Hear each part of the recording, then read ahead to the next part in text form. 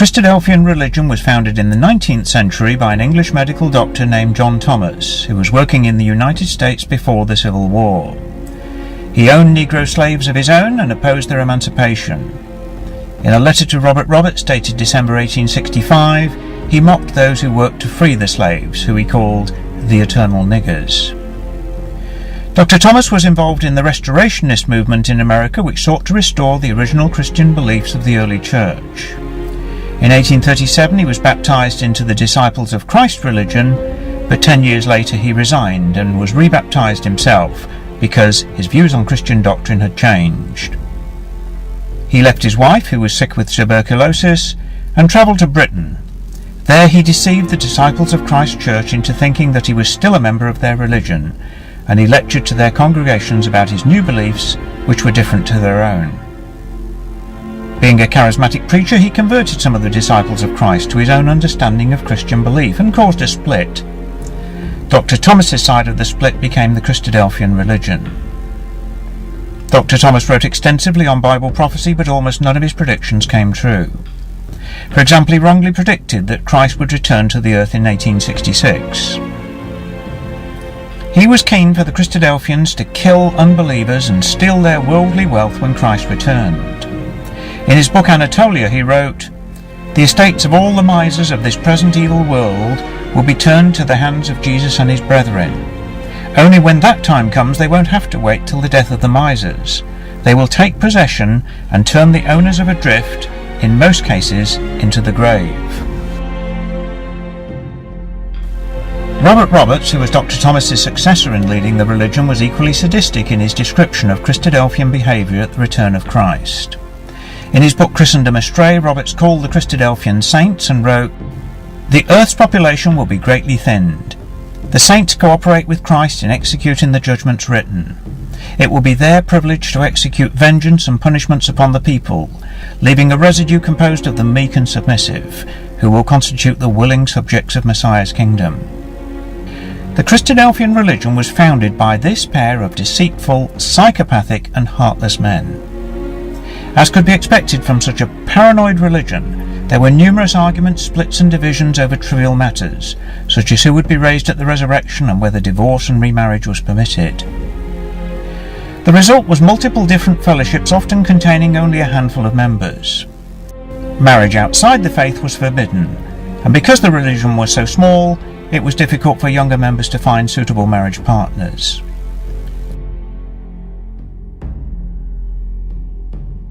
Christadelphians thought themselves to be superior to the rest of society, who they called Gentiles. They refused to vote in elections or serve on juries. They refused to serve in the police force or armed services. Isolated inside their holier-than-thou religion, they became increasingly dysfunctional within society. In the early 1960s, the religion began to take on an anti-intellectual, anti-science character as they adopted young earth creationism and flood geology from the American evangelical movement. Serious Bible study was mostly abandoned. Instead, Christadelphians today offer simplistic spiritual platitudes from a surface-skimming reading of the Bible. Now the religion is dying. Its members are mostly elderly, and providing care homes is its major function. Every month the Christadelphian magazine lists the names of those who have passed away, but it records very few baptisms. The outreach work of the Christadelphians is ineffective because the religion has made itself irrelevant to society. It opposes evolution and science and offers ancient Bible prophecies as evidence that the Bible is true. No one takes them seriously anymore. They have become a quaint old religious sect who are nothing more than a living museum. It is a religion of death, decay and bungling incompetence. It has nothing to offer to the world or to its followers. Ex-Christadelphians have changed all that. Over past years, many hundreds of intelligent Christadelphians have left the religion and set out to discover the truth about life and the wondrous universe in which we live. What we have found will amaze you. On this website there are thousands of articles, videos and comments by ex-Christadelphians who have discovered the truth about the Bible. We explain how the creation and flood narratives in Genesis were based on ancient cuneiform pagan creation myths that were reworked by the Jews in Babylonian captivity to provide a beginning to the Bible. These myths were invented and written down by humans with no help from a supernatural god.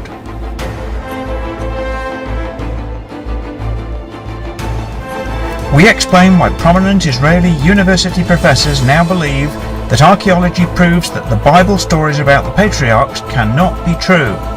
There was no Moses, no Hebrew sojourn in Egypt, no Exodus, no wandering in the desert of Sinai, and no conquest of the promised land by Joshua. None of these things happen because the archaeological evidence for them is simply not there. These early stories in the Bible were edited and redacted in the 7th century BC to provide a fictitious history for the Jews in Babylon. There was no great empire of Solomon as described in the Bible.